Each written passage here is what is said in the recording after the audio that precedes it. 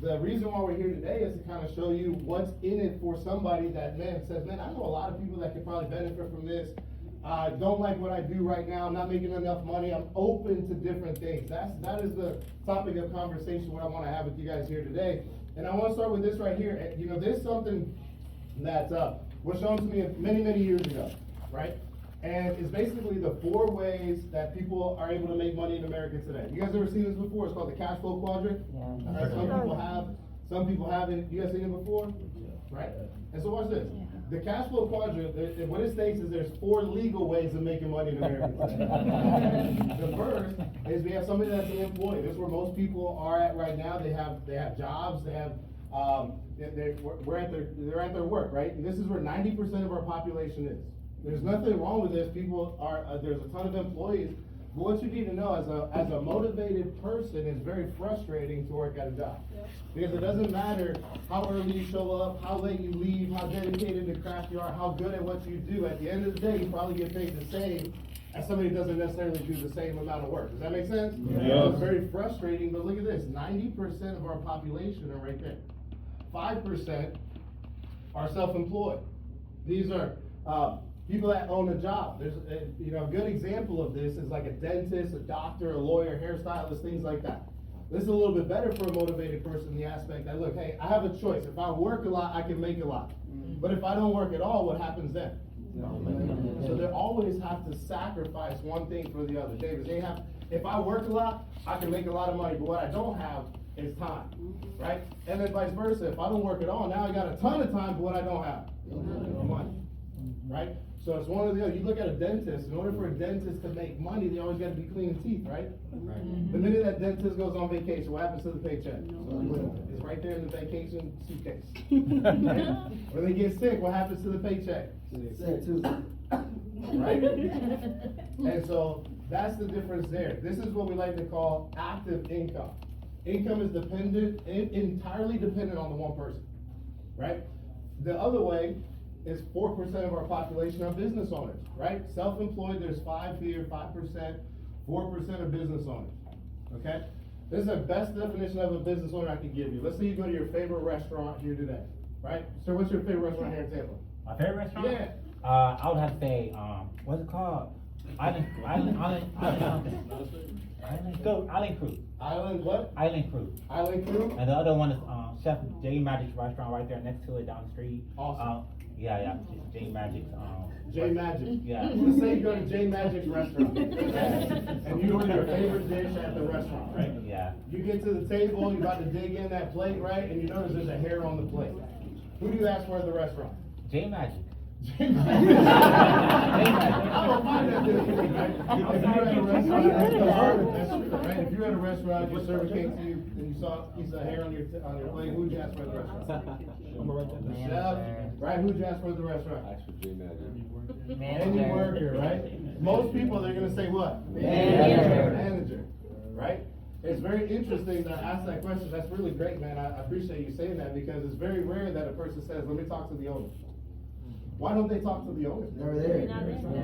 The owner is never there, but they enjoy 3 amazing things, y'all. They enjoy time, they enjoy freedom, and they enjoy money because whether they show up to work or not, what happens? They still get paid. That's 4%, and then 1% of our population are investors, right? So this is active income, this is passive income, right?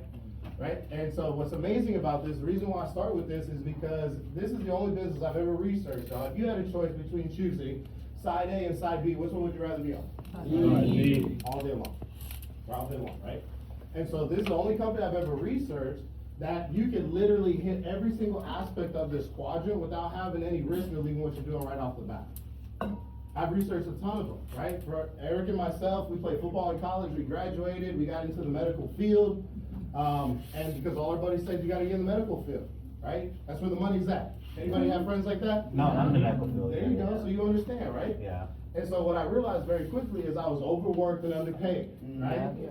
For an industry of helping out a ton of people, right? It was very taxing. I didn't like that job, not because of like what I was doing or the things I was, or the people I was working with. I didn't like it because the quality of life that I had. I was working crazy hours, never saw my wife, was only able to make $3,000 a month, so at the end of the day, right? Not only did I always work, I never saw them, my family, but when I did see them, I didn't have any money to do anything, right? So, this right here, right? If you had something you could see yourself doing, right? What Eric shared with you guys here today, right? If you showed a family, you sat down and showed A to B example to 10 families, worst case scenario, if only 4 of them became clients, and all 4 of them aren't gonna do everything, but all 4 of them do something. 4 of them do life insurance, 2 of them do IRA rollovers, 3 of them do client solutions. If you did something like that, our company on average pays about $3,700 for that kind of work, right? That's impressive because, like, listen, you know, if you were to work at HI, even if you did half of it, you still make almost $2,000, right? There's a lot of people, I don't know if you guys know these types of people, but there's a lot of people out there working 40 hours a week at a job they don't even like, but they're barely making $2,000 a month, right? And if we could do something like this on a part-time basis, and we always ask this question, if you could potentially earn $20,000 to $40,000 a year, part-time without jeopardizing anything that you're doing, would that be something that you do? Yeah. Especially if no risk of leaving with your job, right? What you're currently doing, just in addition. And what's amazing about this is most of the people in the organization start off part-time. I started off part-time, Eric as well, Brendan, Brian and Melinda. And what happened is following the system, we started making as much, if not more than what we were doing at our jobs. We were able to make the smooth transition from doing this part-time to doing this full-time, right? In our business, y'all, these are some examples of success. You look at Melinda Hayes, was a cosmetologist, $3,400 on average income, right? You look at DeMarco and Ari, $3,100. Brian Martinez, a student, $3,000. And then Ethan Acosta, that's kind of low for Ethan, right? But that's about, Ethan and Natalie, about $3,300 on a monthly basis, y'all. On a part-time basis, that's huge.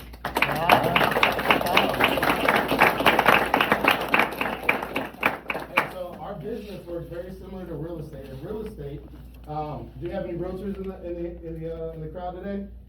No, so this is gonna be cool, right? So kind of in training. Students in training. Okay, so cool. So check this out, right? In real estate, you have what's known as a broker. A broker is the person that owns the office. If they were to sell a $100,000 home, they make about a 6% commission, which means they make about $6,000. Okay? The broker, let me ask you guys this: what 2 jobs does a broker have? What would you say?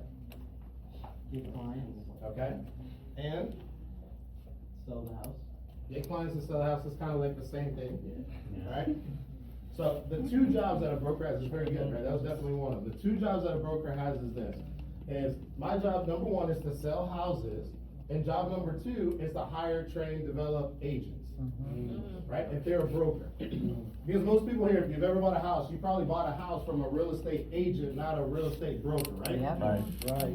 The agent, this is how this compensation works, or this business model works. The agent, if they sold a $100,000 home, they would make a 50% commission, which is $3,000, and then the broker makes the other 50%.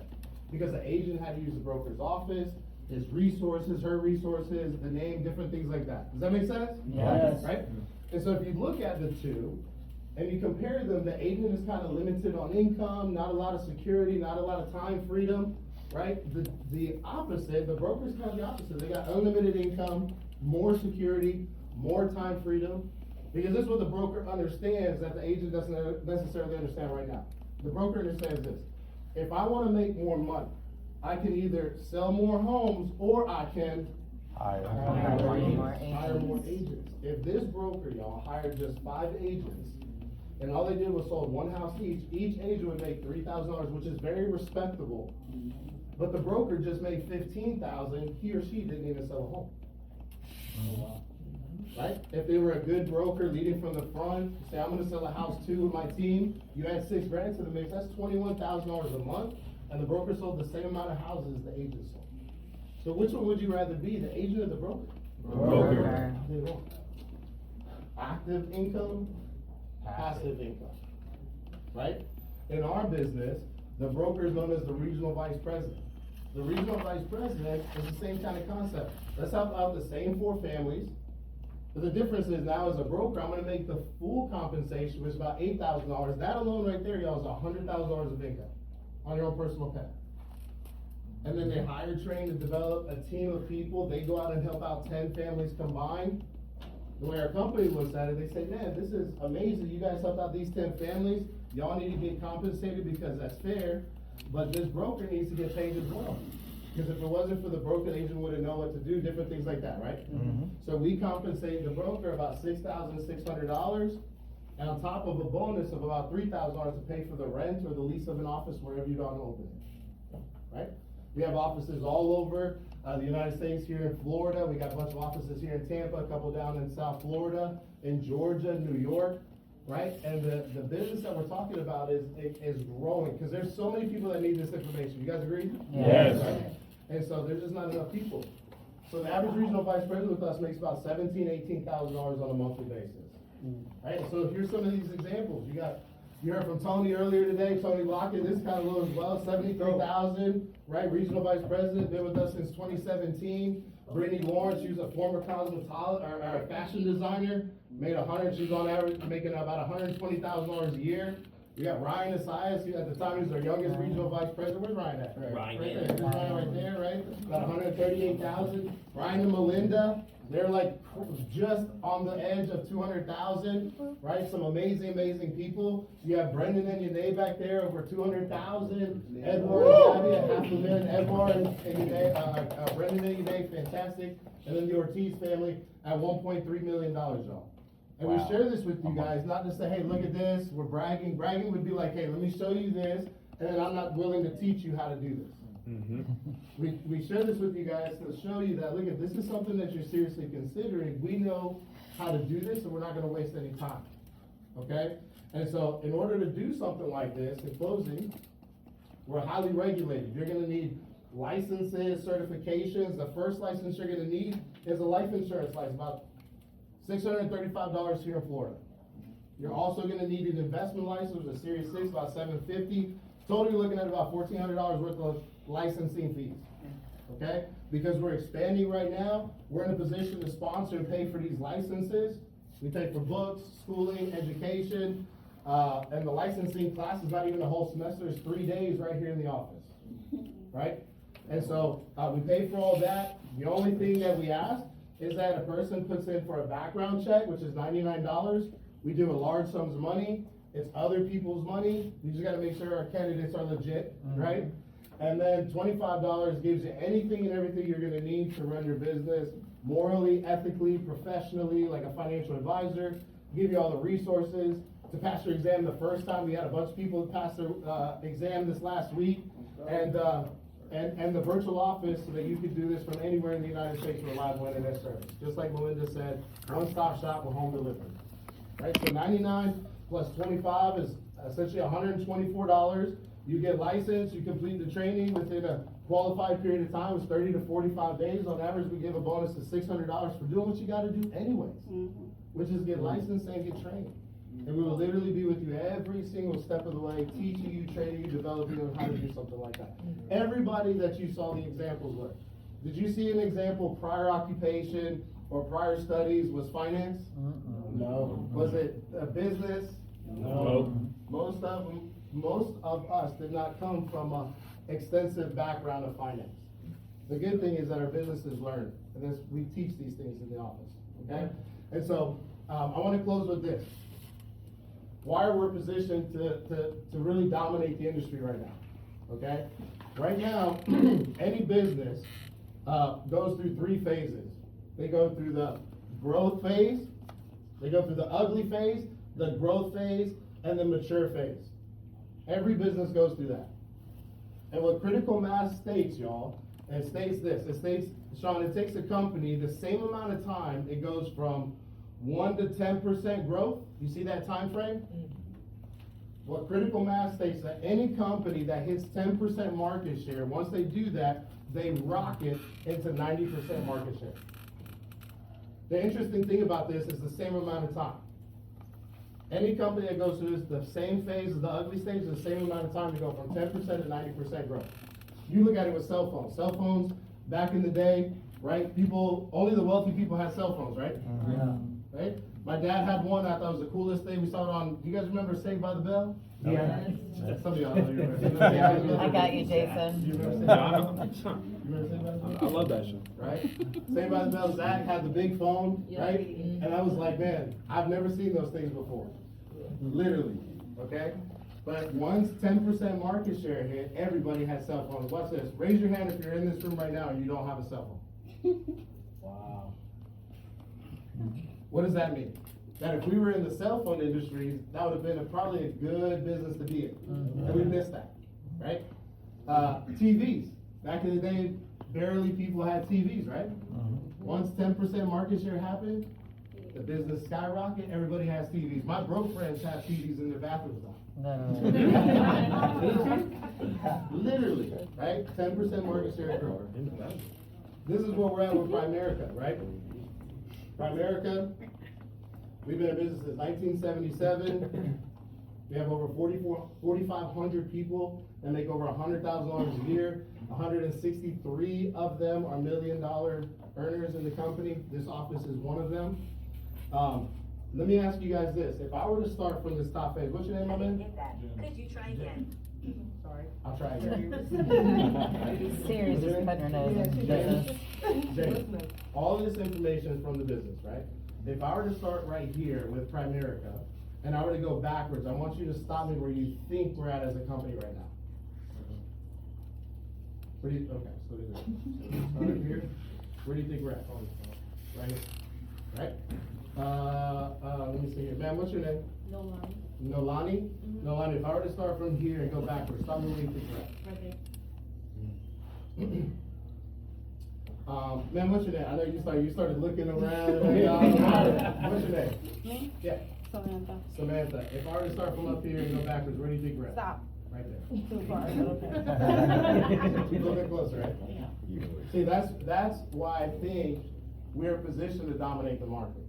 Most people think that this is where we're established as a company right now. Right now, Primerica is only penetrating the market 2%. Wow.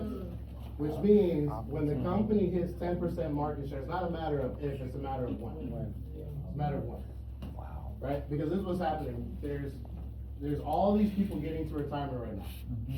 Right? The baby boomers are the largest sector of the population getting to retirement. They need help getting there. They need this information like never before. But there's nobody providing this information. The average financial advisor right now, how old do you think they are? Oh, 50, 60, what's that? 50, 50? 65. 62. 40, 240. We get them all over, right? The average financial advisor, and I think if you truly understand what I'm about to tell you right now, I think you're in a position to really take it to the next level. This is where we're at. The average financial advisor is 55 years old. In the next 5 to 10 years, there's gonna be over 200,000 advisors that are gonna be hitting retirement. If you combine that with all these people that are getting there, it's supply and demand. The demand is at an all-time high, but the supply of people providing this is at an all-time low. This gap right here, in my humble opinion, represents one of the biggest and largest business opportunities we'll ever see in our life. Yep. When that happens, how many more Primerica millionaires are gonna be created in the next couple of years? Pull your cell phones out real quick. I'll close with this. Pull your cell phones out. Go to Google.